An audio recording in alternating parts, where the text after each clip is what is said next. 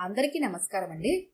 ఈరోజు మనం ఎల్లాప్రగడ సువర్చలదేవి గారు రచించిన ఆబ్దికం అనే ఓ చక్కటి కథను విందాం. ఇక కథలోకి వెళ్దాం. ఈరోజు అప్పుడే 5వ తారీఖు, రేపే 6. అంటే తనతో దాదాపు 40 ఏళ్లు కాపురం చేసి తనను విడిచి వెళ్లిన తన జీవన సహచరి చనిపోయిన రోజు. తరతరాలుగా చనిపోయిన వారికి ఆబ్దికం పెట్టకపోతే బ్రహ్మహత్య పాతకం చుట్టుకుంటుందేమో అన్నంత భయంతో పెరిగిన వంశం తనదే. తన సుపుత్రులు చూడబోతే అదేని పట్టనట్టుగా ఉన్నారు. తనుండగానే తన భార్యకి జరగబోతున్న ఈ గౌరవాన్ని చూస్తూ తట్టుకోలేకుండా ఉన్నాడు శంకర్రావు. తనుండేది పెద్ద కొడుకు దగ్గర. పెద్ద కోడలేమో ఇవన్నీ చేసే ఓపిక లేదు అని అసలు ఈ కార్యక్రమానికే దూరంగా ఉంది. అది నిజమో నటనో ఆ దేవుడికే తెలియాలి. చిన్నాడు కాని చిన్న కోడలు కాని ఈ ఛాయలకు కూడా రావట్లేదు. బ్రతుకున్న తలని ఏనాడు ఓ ఫోన్ చేసి పలకరించే సంస్కారం లేనివాడు చిన్నవాడు. ఇక చనిపోయిన తల్లిని ఏం పట్టించుకుంటాడు? కూతుళ్ళు ఊళ్ళోనే ఉన్నా ఎవరి పనుల్లో వాళ్ళు బిజీ అని మాట్లాడతారు. కనీసం సంవత్సరానికి ఒక్క రోజున్నా తల్లిని గుర్తు చేసుకోవాలని ఈ పిల్లలెందుకు? వారిని కని పెంచి పెద్ద చేసి వారి సమస్యలే తమ సమస్యలుగా చేసుకొని జీవితమంతా వారికి అంకితం చేయడం ఎందుకు? ఇక ఏమైనా అడగడానికి అందుబాటులో ఉన్నాడు పెద్ద కొడుకు ఒక్కడే. కాని అనవసరంగా వాడిని అడిగి తన పెద్దరికానికి తలవంపులు తెచ్చుకోవడం ఎందుకు? తన కట్టె కాలిపోయే వరకు తనకు మిగిలిన కాస్త చోటికి చేటెందుకు అని లోపలే కుమిలిపోసాగాడు శంకర్రావు. ఆ రోజు యథావిధిగానే వృద్ధమిత్రులంతా ఇందిరా పార్క్లో కలిశారు. ఈ వయసులో వారికి ఆనందాన్నిచ్చే సమయం ఏదైనా ఉంది అంటే అది సాయంత్రం వారంతా కలిసి గడిపే ఆ 2 గంటలే. అందరివి ఏ ఒక బాధలే కాని ఆ 2 గంటలు మాత్రం ఆ సీనియర్ సిటిజన్లంతా చిన్న పిల్లలైపోతారు. ఎంత దాద్దామన్నా శంకర్రావు మొహంలో విషాద ఛాయలను మిత్రులు పసిగట్టకుండా దాచలేకపోయాడు. చివరకు విషయం చెప్పక తప్పింది కాదు. ఓస్, ఇదంత విషయం కాదు శంకర్రావు. మీ వాడు కనీసం ఏ మఠంలో అయినా పెడతానంటున్నాడు. నిన్ను ఎలాగూ తన దగ్గరే ఉంచుకున్నాడు. ఈ రోజుల్లో ఇంతకన్నా ఇంకా ఏం ఆశిస్తాం? తేలిగ్గా అన్నాడు శంకర్రావు చిన్ననాటి స్నేహితుడు వత్సలం. నిజమే శంకర్రావు గారు. బ్రతుకున్న తల్లిదండ్రులనే చూడని ఈ రోజుల్లో భారీ ఎత్తున ఇలాంటి కార్యక్రమాలు జరపాలంటే వారి ఆర్థిక స్తోమత, సమయము, పనులు చేసేవారు ఇవన్నీ చూడాలి కదా. సర్ది చెప్పబోయాడు ఈ మధ్యనే ఈ బ్యాచ్ లో చేరిన రిటైర్డ్ ప్రొఫెసర్ షణ్ముగం గారు. అవును శంకర్రావు గారు, మన పల్లెటూళ్ళలోలాగా కాదు కదా. ఈ సిటీల్లో ఆబ్దికం పెట్టించేవారు ఎక్కడ దొరుకుతారు? చెయ్యవలసిన అనుపాకాలు చేయడం మన వల్ల ఎలా అవుతుంది? వాటి కోసం వంట మనుషులను వెతుక్కోవాలి. ఈ సిటీలలో పని మనుషులు, వంట మనుషులు అంటే ఎంత కష్టమో తెలియంది కాదు. గురునాథం తన అభిప్రాయాన్ని వినిపించాడు అనడం కన్నా శంకర్రావు బాధను తగ్గించాలని చూశాడు అనడం సబబుగా ఉంటుందేమో. కాని ఆ మాటలు శంకర్రావుని ఒక్కసారిగా కొన్ని సంవత్సరాలు వెనక్కి తీసుకువెళ్లాయి. మనవడి ఉపనయనానికి, మనవరాలి ఫంక్షన్కి కోడల డబ్బుని మంచినీళ్ళలా ఎలా ఖర్చు చేసిందో, ఎంత అంగరంగ వైభవంగా చేసిందో గుర్తుకొచ్చింది. అవేగాక తన తల్లిదండ్రుల షష్ఠపూర్తికి మాత్రం ఏం తక్కువ చేసిందని. కాని ఇప్పుడు చెయ్యాల్సింది అత్తగారిది కనుక కావాలనే ఇలా ప్రవర్తిస్తోందని ఆయనకి అర్థమవుతూనే ఉంది. అర్థం కానిదల్లా తన కొడుక్కే. ఇవన్నీ ఎందుకు కనబట్టం లేదన్న సంగతే. మీ వాడు ఇంకా నయం, ఏ మఠంలోనైనా కానిచ్చేస్తున్నాడు. మా అన్నయ్య గారి అబ్బాయి అయితే ఆ ఊస ఎత్తటం లేదు. పైగా ఇవన్నీ మూఢనమ్మకాలు అంటాడు. తన అనుభవాన్ని పంచుకున్నాడు భాస్కరం. ఈ కాలం పిల్లలకి వాళ్ళు ఎంత పాపం చేస్తున్నారో వాళ్ళకి అర్థం కావటం లేదు. సంవత్సరానికి ఒక్కసారి పెద్దలను తలుచుకొని నలుగురికి భోజనాలు పెట్టి ఏ పేదవారికి కాస్త దానం చేయాలనే స్థితులలో మనుషులు ఉండటం లేదు కదా. ఎన్ని లక్షలు సంపాదిస్తున్నా ఇలాంటి మంచి లక్షణాలు లేనప్పుడు ఏం లాభం? కాస్త ఘాటుగాని అన్నాడు నరసింహశాస్త్రి. ఆయన మాట తీరే కరుకు. ఆయన సొంత ఊళ్ళోనే ఉంటారు కానీ అప్పుడప్పుడు హైదరాబాద్ వచ్చి పిల్లలను చూసి వెళుతూ ఉంటారు. పోనీలేండి శాస్త్రి గారు, మనం వారిని దీవించకపోయినా శపించకూడదు, సర్ది చెప్పబోయాడు షణ్ముగం. ఎంత చేసినా వారిని ఓ మాట అననీయని మన పెద్దరికమే వారిని ఇలా తయారు చేస్తోంది. శాస్త్రిగారి మాటకి ఎవరు ఎదురు చెప్పలేకపోయారు. ఆబ్దికం రోజు రానే వచ్చింది. ఇంట్లో ఏమీ సందడి కనిపించడం లేదు. కొడుకు తయారయ్యి ఆఫీస్కి వెళుతుంటే ఇక ఉండబట్టలేక విషయాన్ని కదిపాడు శంకర్రావు. ఆఫీస్కి వెళుతూ మఠంలో పెట్టేసి వెళతాను అన్నాడు కొడుకు. తమ్ముడు చెల్లెళ్ళు ఎవరూ రావటం లేదా అంటే, ఎవరికి కుదురుతుందిలే అని మరో ప్రశ్నకి అవకాశం ఇవ్వకుండా గబగబా వెళ్లిపోయాడు. కనీసం భార్య ఫోటోని గుడ్డపెట్టి తుడిచిన వాళ్లు కూడా లేనందుకు అప్రయత్నంగా శంకర్రావు కళ్ళ వెంట నీళ్లు ఉబికాయి. ఆ రోజు మనవడు మనవరాలు కూడా తమ పనుల్లో తాము వెళ్లిపోయారు. దాదాపు 11 అవుతుండగా కోడలు కూడా ఏదో పార్టీ ఉందని వెళుతూ తన భోజనం కానిచ్చేసింది. మీరు తింటానంటే భోజనం పెట్టేస్తాను అంది. అది తన మీద గౌరవం కాదు, వంటిల్లుని తన మీద వదిలి వెళ్లటం ఇష్టలేదని అతనికి తెలుసు.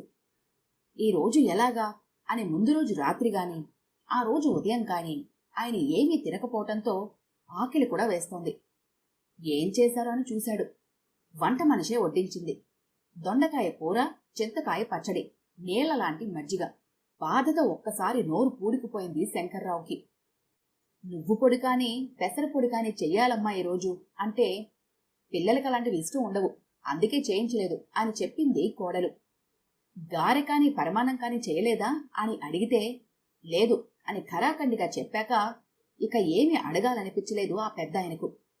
బ్రతుకున్న తండ్రినే ఇంత బాగా చూస్తుంటే చనిపోయిన తల్లి పేరున ఏ దాన ధర్మాలు చేస్తాడు అని ఆ రోజు రాత్రి కొడుకుని ఈ విషయాల గురించి గాని కనీసం ఆర్థిక మఠంలోనైనా పెట్టించావా అని గాని అడగలేకపోయాడు. ఎలాంటి సమాధానం విని బాధపడాల్సి వస్తుందో అని. కొన్ని నెలల తర్వాత ఒకరోజు సాయంత్రం ఇందిరా పార్కులో మిత్రులంతా కలిశారు. కాసేపటికి మిత్రులందరినీ ఉద్దేశించి నరసింహ శాస్త్రి గారు అన్నారు, ఈ నెల 10వ తారీఖున మా ఊళ్ళో మా నాన్నగారి ఆబ్దికం చేస్తున్నాను. దీనికోసం పిలవకూడదు కాని మీరంతా కూడా వస్తే మీకు కాస్త మార్పుగా ఉంటుంది. పైగా గోదావరి ఒడ్డున ఉండే మా ఊరు అందాలను చూడటానికి 2 కళ్ళు చాలవు. మీతో పాటు మీ కుటుంబ సభ్యులను తీసుకొచ్చినా వసతికి ఏమీ ఇబ్బంది ఉండదు. మీ ఇంట్లో మాట్లాడి చూడండి. కొందరు ఉత్సాహం చూపించారు. కొందరు ఉత్సాహం ఉన్నా ఆరోగ్య దృష్ట్యా ప్రయాణాలు చేయలేమన్నారు. కొందరేమో మా ఇంట్లో వాళ్ళ సంగతి తెలియదు గాని మేం వస్తాం అన్నారు. శంకర్రావు లాంటి వాళ్ళు మాత్రం చెప్పి చూస్తామన్నారు. ఆ రోజు ఇంట్లో విషయం చెప్పాక మనవళ్ళు మనవరాళ్ళు ఉత్సాహం చూపించారు. చాలా రోజులైంది కదా డాడీ, సరదాగా వెళ్ళొద్దాం అన్నారు. కోడలేమో ఆ పల్లెటూరులో ఏముంది నెలతో, దానికన్నా ఏ ఊటీకో కొడైకెనాల్కు వెళ్ళినా అందం అంది. కొడుకేమో డోలాయమానంగా ఊగాడు. చివరికి తనకు ఉద్యోగం నుండి కాస్త రిలీఫ్ దొరుకుతుందని పిల్లల వైపే మొగ్గాడు. తనకక్కడ ఏమాత్రం నచ్చకపోయినా వెంటనే తిరిగి వచ్చేయాలనే షరతుపై కోడలు ఒప్పుకుంది. శంకర్రావుకి చాలా కాలం తర్వాత ప్రయాణం కావటం, అది కూడా తన ఇష్టానికి చాలా కాలం తర్వాత ఆ ఇంట్లో ప్రాముఖ్యం లభించడంతో ఆశ్చర్యానందాలతో ఉబ్బి తబ్బిబ్బవుతున్నాడు. శంకర్రావులనే కొందరు కుటుంబాలతో కొందరు ఒంటరిగా ప్రయాణమయ్యారు. అందరికీ చక్కని వసతి ఏర్పాటు చేశారు శాస్త్రిగారు. వసతికి ఇచ్చినవి అన్నీ ఇల్లే అయినా చక్కని కాటేజీల్లాగా అందమైన పూల మొక్కల మధ్య ప్రశాంతమైన వాతావరణంలో ఉన్నాయి. ఓ పక్క గలగల పారే గోదావరి, మరో పక్క ఆహ్లాదకరమైన పల్లె వాతావరణం. తద్దినం రోజున శాస్త్రిగారు పనులతో బిజీగా ఉన్నారు. శంకర్రావు మరికొందరు మిత్రులు అక్కడే కూర్చొని పిచ్చాపాటి మాట్లాడుతూ ఆనందంగా గడుపుతున్నారు. శంకర్రావు కొడుకు ఆనంద్ కూడా అక్కడే కూర్చొని తతంగమంతా గమనిస్తున్నాడు. పిల్లలేమో సైట్ సీయింగ్ అని వెళ్లారు. కొందరు ఆడవారంతా ఓ దగ్గర చేరారు. శంకర్రావు కోడలికి అక్కడ ఆడవారితో చేరక తప్పింది కాదు. శాస్త్రిగారి భార్య తనతో పాటు మరో వంట మనిషి మడిగట్టుకొని వంటలు చేస్తున్నారు. శాస్త్రిగారి బంధువులు చాలా మందే వచ్చారు. ఆయన సంతానం, మనవళ్లు, మనవరాళ్లు, ముని మనవళ్లు కూడా ఉన్నారంట.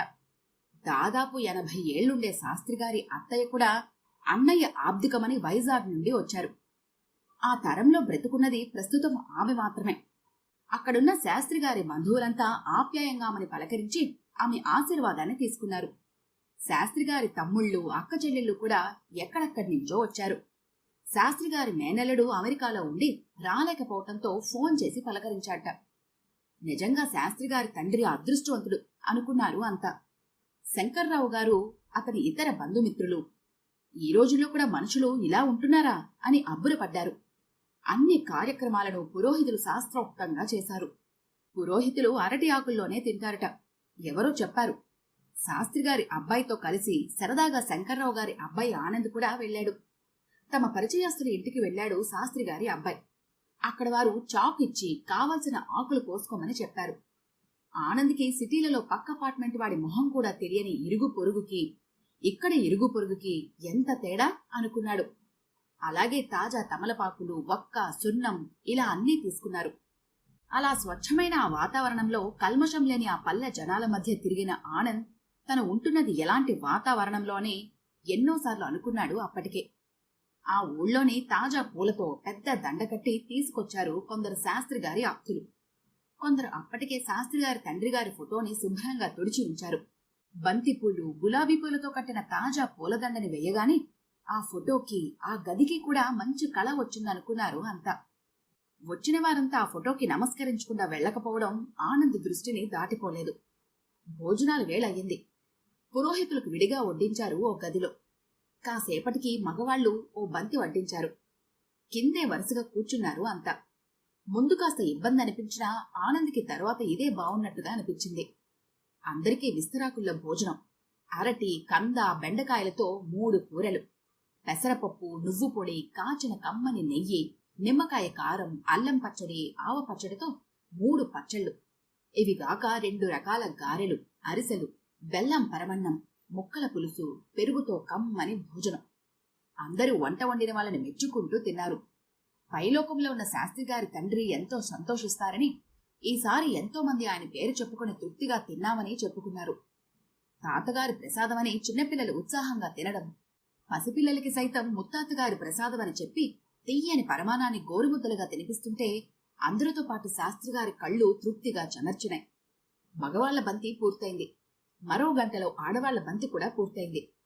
పిల్లలు వారికిష్టమైన బంతులలో కూర్చున్నారు. భోజనాల కార్యక్రమం తర్వాత అంతా ఎక్కడి వారక్కడ చేరి పిచ్చాపాటి మాట్లాడుకుంటున్నారు. కాసేపటికి శంకర్రావు కోడలు కూడా వారితో కలిసిపోయి ముచ్చట్లో పడిపోవడం చూసిన శంకర్రావుకి, ఆనంద్కి అంతా ఈ ఊరు మహిమ అనిపించింది. కాసేపటి తర్వాత పని వాళ్లకి, ఆ చుట్టుపక్కల పేదవాళ్లకి అన్న సంతర్పణలయ్యాయి. ఆ తరువాత పేదవారికి తన తండ్రి పేరున పంచెలను, ఆడవారికి చీరలను పెట్టారు శాస్త్రిగారు. చాలా ఘనంగానే చేసినట్లున్నారు అన్నారు షణ్ముగం గారు. వాళ్లు మనకి చేసిందంతో పోలిస్తే ఇదేం పెద్ద విషయమని తేలిగ్గా అన్నారు శాస్త్రిగారు.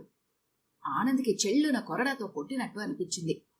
తనకి ప్రతి క్షణం తమ జీవన విధానానికి, ఇక్కడ జీవన విధానానికి మధ్య పోలిక తెస్తుంటే తాము నిజంగా అభివృద్ధి చెందామో లేక అభివృద్ధి పేరుతో మరింత దిగజారుతున్నామో అన్న శంక పదే పదే తొలుస్తూనే ఉంది. శాస్త్రిగారికే దాదాపు 65 ఏళ్లుంటాయి. ఆయన ఈ వయసులోనూ చనిపోయిన తన తల్లిదండ్రులకిస్తున్న గౌరవం ఎలాంటిది? తను బ్రతుకున్న తన తండ్రికి, చనిపోయిన తన తల్లికిస్తున్న గౌరవం ఏపాటిది? పోల్చి చూసుకునే కొద్దీ తనకే చిన్నతనంగానూ, తన మీద తనకే అసహ్యంగా ఉంది. తను ఎన్ని లక్షలు సంపాదిస్తున్నాడు కాని ఏం లాభం? శాస్త్రిగారితో పోల్చి చూసుకోవడానికి కూడా తను అనర్హుడిగా కనపడసాగాడు. శాస్త్రిగారి భార్యకి దాదాపు 60 ఏళ్లుంటాయి. ఈ వయసులోనూ ఆమె చనిపోయిన తన మామగారి కోసం మడి కట్టుకుని మరీ వంట చేసిందే. అదే తన భార్య?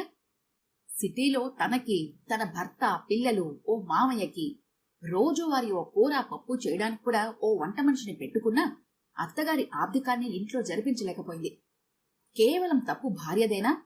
తనేం చేస్తున్నాడు? తన బుద్ధి ఏమైంది? తనకి తానే చాలా చిన్నవాడిగా కనపడుతున్నాడు. ఇదంతా చూస్తున్న తనకి ఇలా అనిపిస్తుంటే మరి తన తండ్రికి ఇంకెంత బాధ ఉండొచ్చు? సూటిగా తన తండ్రి కళ్లల్లోకి కళ్ళు పెట్టి చూడలేకపోయాడు. ఏదో తప్పు చేసిన ఫీలింగ్ తనని వెన్నాడుతోంది. ఆనంద్ మనసులోని భావాలు అక్కడి పెద్దవారికి అర్థమవుతున్నా ఏమీ చెయ్యలేక మౌనంగానే ఉన్నారు అక్కడి వారంతా. ఆ మరునాడు తిరుగు ప్రయాణంలో శంకర్రావు చిన్ననాటి స్నేహితుడు వత్సలం ఆనంద్తో మాట కలిపాడు. ఆయనతో కూడా ఫ్రీగా మాట్లాడలేకపోయాడు ఆనంద్.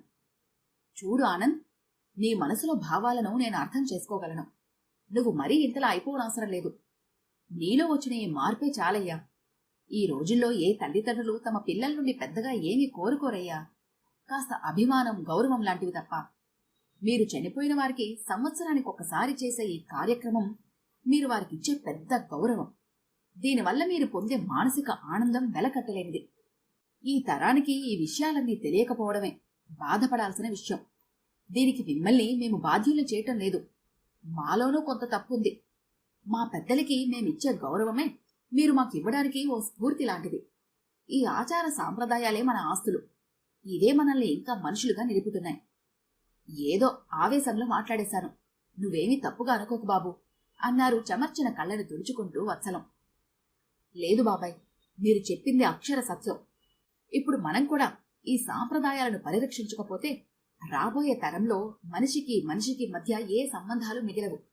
మన పెద్దలు ఎన్నో ఆలోచించి మొదలుపెట్టిన ఇలాంటి సత్సాంప్రదాయాలను కొనసాగించాల్సిన బాధ్యత మన మీద ఉంది. ఇక నుండి నా వంతు కృషి నేను తప్పక చేస్తాను అంటూ వత్సలం చేతులు పట్టుకున్నాడు ఆనంద్. ఇదంతా పక్కనుండి గమనిస్తున్న శంకర్రావు తన కొడుకును మార్చిన భగవంతునికి, ఇలాంటి అవకాశం కల్పించిన శాస్త్రి గారికి మనసులోని కృతజ్ఞతలు తెలుపుకున్నాడు. ఈ కథ కనుక మీకు నచ్చినట్లయితే లైక్ చేయండి, షేర్ చేయండి. మరిన్ని ఇంట్రెస్టింగ్ కథల కోసం మా ఛానల్ని తప్పకుండా సబ్స్క్రైబ్ చేసుకోండి.